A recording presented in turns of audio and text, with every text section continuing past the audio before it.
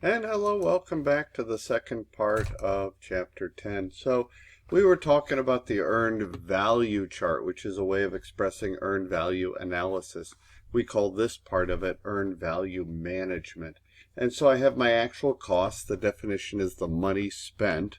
And I compare it to the earned value, which is the work done.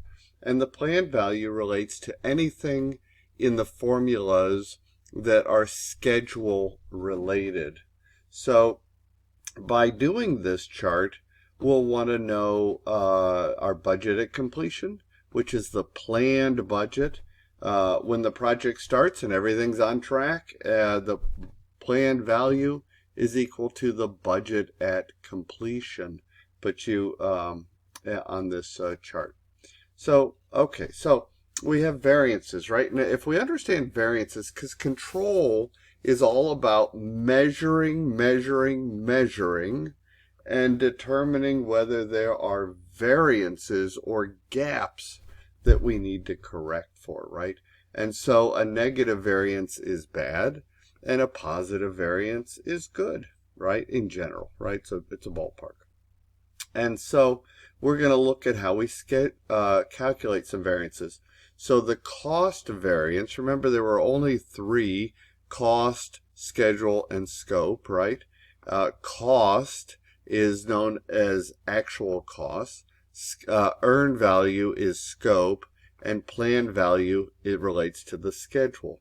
So the cost variance, the gap, is really earned value minus the actual cost. And if it's negative, that means you are spending more than you have, and you'll want to take action on that. A schedule variance is similar, but this time it's earned value minus planned value. I said whenever you talk about the schedule, use planned value in these formulas. So EV minus PV. Notice that all of these basic formulas begin with EV first.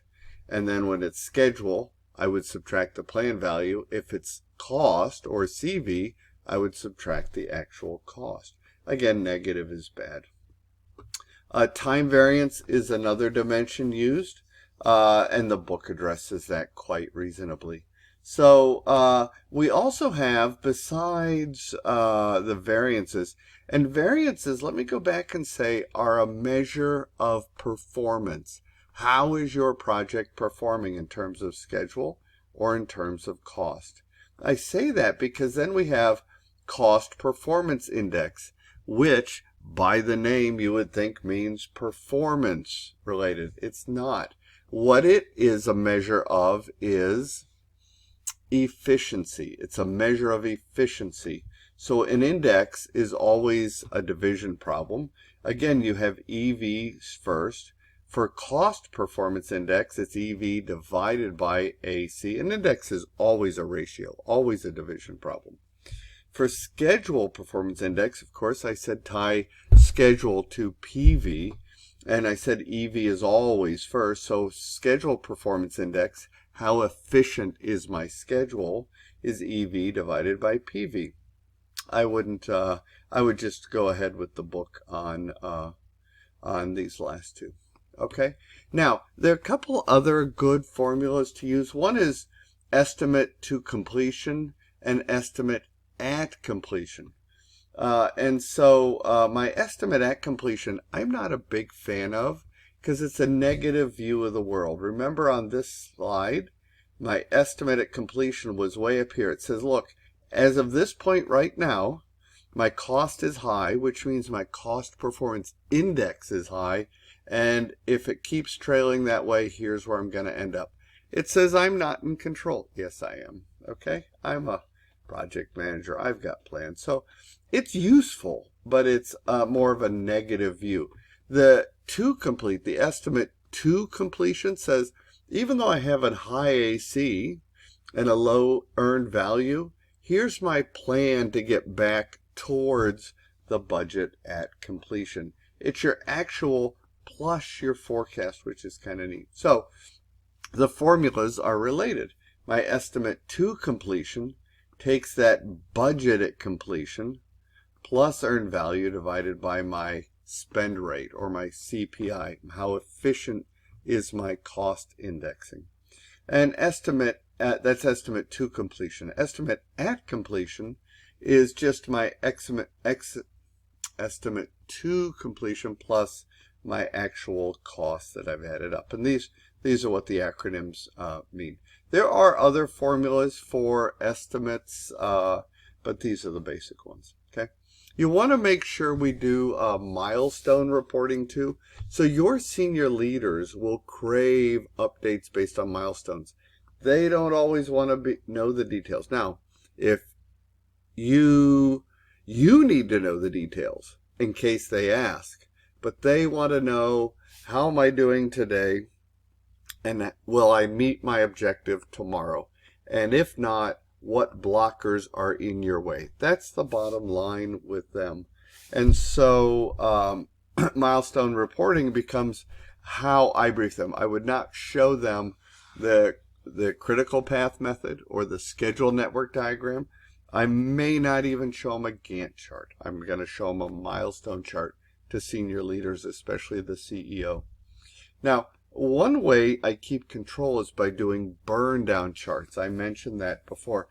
So burn down charts says, look, I have so many man hours that I'm funded for, and I'm going to burn them down to 0. And I should be project complete at that point. And I will compare that to the work that should be done. So I can use a burn down chart to do that. I can do it with scope. How much work am I going to do? And I'm going to go down to the work is done, right? So you could use it for anything. Schedule to cost, a burn down chart. You could do it with resources. It's just a great tool with risks and your contingency reserves, in fact. Okay, and so burn down chart is about how much work is left and where should you be, and you plot it on the XY axis is what we're doing. There's also, keep in mind, you are managing as a project manager a project management information system known as PMIS. A project management information system. This is something your company gives you. Maybe it's SharePoint. Maybe it's the red phone that calls the White House if you're in the military, right? It's a project management information system, but it's a way of managing all of these tasks. It might even be Microsoft Project, right? And so it's a way to clearly report status and collect information at the same time. And so they're just very robust systems. They're perfect, though. Nothing is. It requires you as the project manager to make your key inputs. So you want to manage the PMIS, make sure the data, good data in is good data out. You want to make sure that the computer itself doesn't paralyze you. Data-driven decisions. Really? We're still human beings and we're paid for our leadership and experience.